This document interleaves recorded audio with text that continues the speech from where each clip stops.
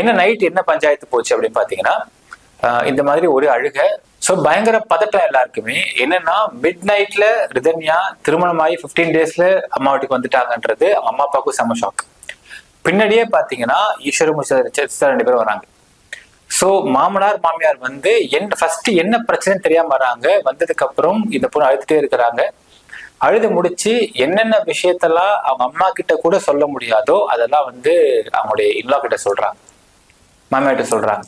சொன்ன உடனே மாமியார் தனியா கூட்டு போய் சொல்றாங்க. தனியா கூட்டு போய் சொன்ன உடனே அவங்க மாமியார் வாயில கை வச்சுட்டு வெளியே வந்திருக்காங்க. வந்துட்டு நான் ரொம்ப ஒரு விஷயத்துல பார்த்தா நீங்க அம்மா கிட்ட சொல்ல வேண்டிய விஷயம் என்கிட்ட சொல்லியிருக்கிறீங்கம்மா, இது அம்மாட்ட சொல்ல முடியாத விஷயம்தான், இனிமே அவங்க பத்திரமா நான் பாத்துக்கிறேம்மா அப்படின்னு அந்த பொண்ணை கூட்டி போயிருக்காங்க மக்களே.